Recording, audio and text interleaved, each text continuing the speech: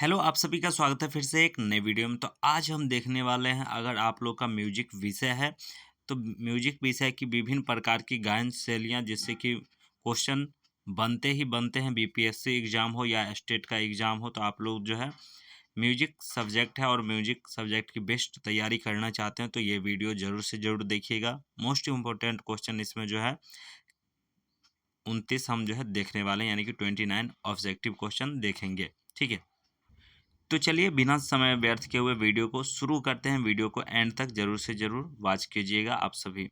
तो प्रथम प्रश्न देख सकते हैं, कुछ इस प्रकार से है। ध्रुपद का जो है आविष्कार किस सदी में हुआ है? ध्रुपद का जो है आविष्कार किस सदी में हुआ है? 15वीं सदी, 17वीं, 20वीं या 18वीं? तो इसका राइट आंसर हो जाएगा 15वीं सदी में इसका आविष्कार हुआ है। किसका? तो ध्रुपद का। चलिए उसके बाद नेक्स्ट प्रश्न देख सकते हैं। यहाँ पर पूछा गया है, ध्रुपद गायन शैली किस प्रकृति की है? तो ये जो है किस प्रकृति की है? शांत या चंचल या गंभीर या क्रोध? तो ध्रुपद गायन शैली जो है, आप लोग गंभीर प्रकृति याद रखिएगा। ठीक है, गंभीर प्रकृति राइट आंसर हो जाएगा। उसके बाद चलिए नेक्स्ट प्रश्न की ओर बढ़ते हैं। यहाँ पर पूछा गया है, ध्रुपद के आविष्कारक कौन थे? अब देखिए, ये जितना भी क्वेश्चन करा रहे हैं मोस्ट इंपॉर्टेंट प्रश्न है। यही सब जो है प्रश्न पूछे जाते हैं एग्जाम में। ठीक है, तो ध्रुपद के आविष्कारक कौन थे? तो इसका राइट आंसर हो जाएगा आप सभी का राजा मानसिंह तोमर। याद रखिएगा, राजा मानसिंह तोमर जो है ध्रुपद के आविष्कारक थे। ठीक है, कौन से प्राकृतिक राग है? तो गंभीर प्राकृतिक जो है ध्रुपद है गायन। ये चीज याद रखिएगा आप सभी। उसके बाद चलिए नेक्स्ट प्रश्न। यहाँ पर पूछा गया है, ध्रुपद गायकी में किस वाद्य का जो है प्रयोग किया जाता है? तो ध्रुपद गायकी में जो है किस वाद्य का जो है प्रयोग किया जाता है? पखावज का, तबला का, या नाल का, या जो है चांग का? तो इसका राइट आंसर हो जाएगा आप सभी का 4 का, यहाँ पर ए, पखावज जो है राइट आंसर हो जाएगा। ओके, अब यहाँ पर पूछा गया है, ध्रुपद गायकी में कौन सी ताल का जो है प्रयोग होता है? अब कौन सी ताल का जो है प्रयोग होता है ध्रुपद गायकी में? तो चलिए, यहाँ पर 3 ताल ऑप्शन में है, धमार ताल, यहाँ पर 4 ताल, या जो है सतारी ताल। तो इसका राइट आंसर क्या हो जाएगा? तो 5 का जो है राइट आंसर हो जाएगा सी ऑप्शन, यानी कि 4 ताल का जो है प्रयोग होता है। ठीक है, 4 ताल याद रखिएगा आप सभी। कितने मात्रा का होता है? तो 12 मात्रा, ये भी याद रखिएगा आप सभी। ठीक है, तो ये भी याद रखिएगा आप लोग जो है, 4 ताल में 12 मात्रा होता है और दो दो के विभाग होते हैं। और कितने विभाग होते हैं?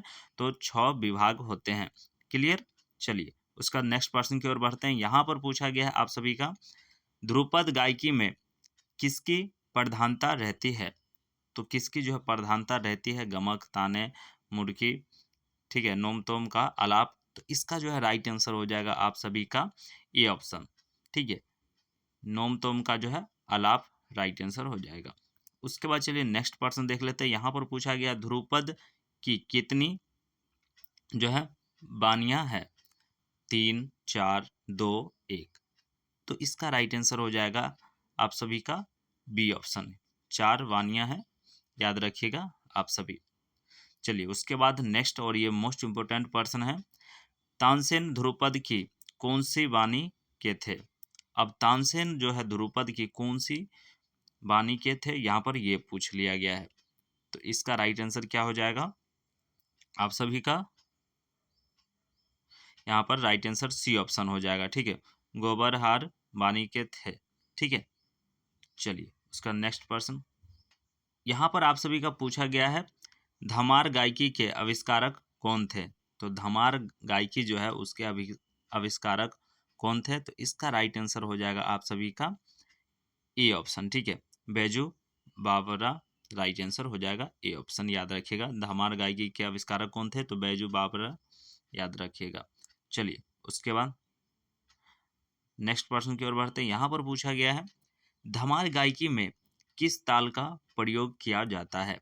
तो 4 ताल, सूल ताल, तिलवारा ताल, या धमार ताल? तो क्वेश्चन इस तरीके से जो है घुमाया जा सकता है। ठीक है, तो आप लोग याद रखिएगा, यहाँ पर जो है धमार ताल राइट आंसर हो जाएगा। ठीक है। उसके बाद चलिए नेक्स्ट, यहाँ पर पूछा गया है धमार धमार गायकी में किस रस की जो है प्रधानता रहती है? श्रृंगार रस, वीर रस, करुणा रस, शांत रस। तो इसका राइट आंसर हो जाएगा आप सभी का ए ऑप्शन, श्रृंगार रस। याद रखिएगा आप सभी, धमार गायकी में कौन सा रस होता है? तो श्रृंगार रस की प्रधानता रहती है। चलिए उसके बाद नेक्स्ट प्रश्न की ओर बढ़ते हैं। यहाँ पर पूछा गया है धमार गायकी में किस देवता की जो है लीलाओं का वर्णन होता है? राधा कृष्ण या जो है गणेश, दुर्गा, शिव, पार्वती। तो इसका राइट आंसर क्या हो जाएगा? 12 का जो है राइट आंसर हो जाएगा आप सभी का राधा कृष्ण। ठीक है, याद रखिएगा राधा कृष्ण का जो है धमार गायकी में लीलाओं का जो है वर्णन किया जाता है। क्लियर। उसके बाद चलिए नेक्स्ट प्रश्न की ओर बढ़ते हैं। धमार गायकी को अन्य किस नाम से जाना जाता है? अब ये जो है धमार गायकी है उसे अन्य किस नाम से जाना जाता है? यहाँ पर इस तरीके से प्रश्न सेट किया गया है, तो होड़ी या कजरी, चैती या बाउल। तो इसका राइट आंसर क्या हो जाएगा? तो 13 का जो है राइट आंसर ए ऑप्शन हो जाएगा, होरी। ठीक है, होरी याद रखिएगा आप सभी। उसके बाद चलिए यहाँ पर ठुमरी गायकी के आविष्कारक कौन थे? अब ये भी मोस्ट इंपॉर्टेंट पर्सन है। ठीक है, तो ठुमरी गायकी के जो है आविष्कारक कौन थे? इस तरीके से प्रश्न बनेंगे ही बनेंगे निश्चित तौर पे, तो याद रखिएगा वाजिद अली शाह। ठीक है, वाजिद अली शाह राइट आंसर हो जाएगा आप सभी का। ठीक है, चलिए उसके बाद नेक्स्ट प्रश्न देख लेते हैं। यहाँ पर पूछा गया है ठुमरी गायकी के लिए कौन सा जो है प्रसिद्ध घराना है? लखनऊ घराना, कोलकाता घराना, ग्वालियर घराना या आगरा घराना। तो ठुमरी गायकी के लिए कौन सा घराना प्रसिद्ध है? आप लोग जानते भी होंगे, अगर म्यूजिक सब्जेक्ट से पढ़ रहे हैं तो ये सब जानकारी तो होगा ही। चलिए नहीं है तो कोई बात नहीं, अभी याद रख लीजिएगा लखनऊ घराना जो है राइट आंसर हो जाएगा। ठुमरी गायकी के लिए लखनऊ घराना से जो है प्रसिद्ध। उसके बाद चलिए नेक्स्ट, यहाँ पर पूछा गया है आप सभी का नवाब वाजिद अली शाह ने किस नाम से जो है ठुमरी की रचना की? अब किस नाम से ठुमरी की रचना हुई है ये यहाँ पर पूछा गया है। ठीक है, तो यहाँ पर सी ऑप्शन राइट आंसर हो जाएगा, अख्तर रफिया राइट आंसर हो जाएगा। ओके, उसके बाद चलिए नेक्स्ट, यहाँ पर पूछा गया है आप सभी का ठुमरी के लिए कौन सी ताल अत्यधिक प्रयुक्त की जाती है? अब सबसे ज़्यादा जो है प्रयोग किया जाता है ठुमरी के लिए, तो दीपचंदी, तीन ताल, कहरवा ताल या दादरा ताल। तो चलिए यहाँ पर इसका जो है राइट आंसर हो जाएगा आप सभी का ए ऑप्शन, दीपचंदी ताल जो है ज़्यादा प्रयोग किया जाता है, और ये स्टेट में क्वेश्चन में जो है आया हुआ पर्सन है।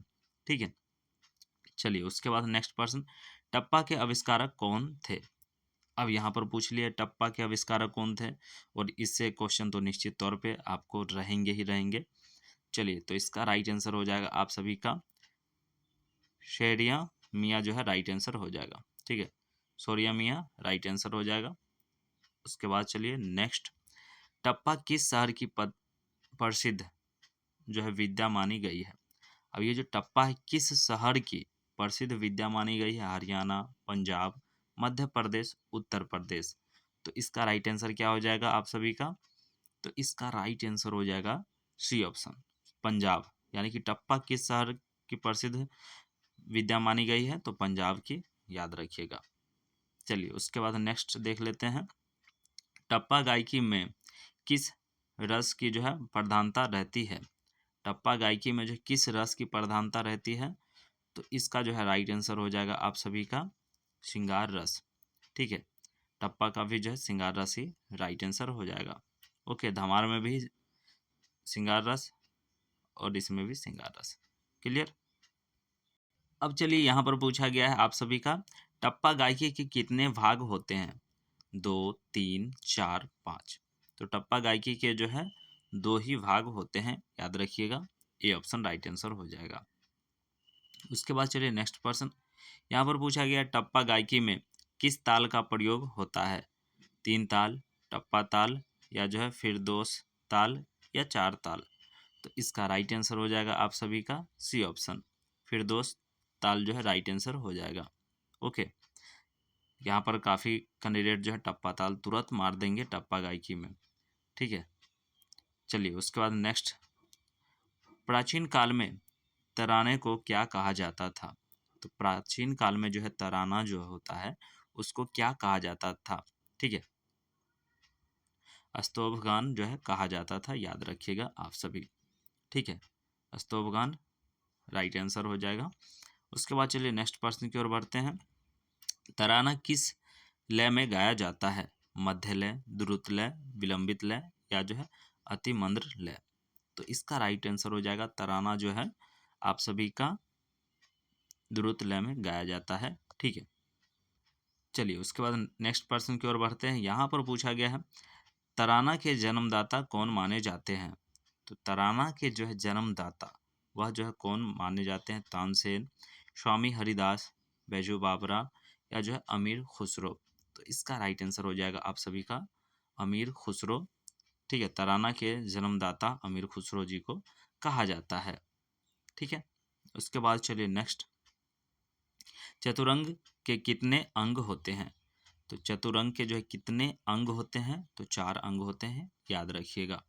चलिए उसके बाद नेक्स्ट प्रश्न की ओर बढ़ते हैं। यहाँ पर पूछा गया है चतुरंग गायकी किस अंग में गाई जाती है? ठीक है, तो ख्याल अंग, ध्रुपद अंग, ठुमरी अंग या धमार अंग? तो इसका राइट आंसर हो जाएगा आप सभी का 27 का एक ऑप्शन, यानी कि ख्याल अंग राइट आंसर हो जाएगा। उसके बाद चलिए नेक्स्ट प्रश्न की ओर बढ़ते हैं। यहाँ पर पूछा गया है त्रिवट गायकी के कितने अंग होते हैं? त्रिवट जो है गायकी है उसके कितने अंग होते हैं? तो इसका राइट आंसर हो जाएगा 3। ठीक है, 3 ऑप्शन ही राइट आंसर हो जाएगा, ये ऑप्शन ही राइट आंसर हो जाएगा, मतलब 3। चलिए उसके बाद इस वीडियो का अंतिम प्रश्न, त्रिवट गायकी में किस बोल की जो है प्रधानता रहती है? पखावज की, तबला की, नाल की या जो है चंग की? तो इसका राइट आंसर क्या हो जाएगा? तो 29 का जो है राइट आंसर हो जाएगा पखावज की। ठीक है, त्रिवट गायकी में किस बोल की प्रधानता रहती है? तो पखावज की, याद रखिएगा आप सभी। ठीक है, तो देखिए म्यूजिक से रिलेटेड और भी हमारे चैनल पे वीडियो अपलोड कर दिया गया, तो उसको भी आप लोग जरूर से जरूर देखते चलिएगा। अगर अभी से देखते चलिएगा तो आपके लिए बीपीएससी आसान हो जाएगा। ठीक है, क्योंकि आप जितना क्वेश्चन म्यूजिक में सही करेंगे आपके लिए अच्छा होगा और आपका जो थ्योरिकल पार्ट मजबूत होगा।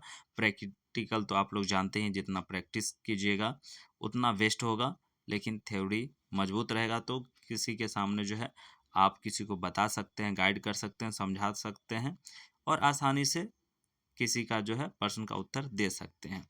तो चलिए फिर मिलेंगे हम नेक्स्ट वीडियो में। अगर ये वीडियो अच्छा लगा हो तो लाइक कर दीजिए, चैनल पे पहली बार होंगे तो सब्सक्राइब करके हमसे जुड़ जाइए। फिर मिलते हैं नेक्स्ट वीडियो में। वीडियो देखने के लिए बहुत बहुत धन्यवाद।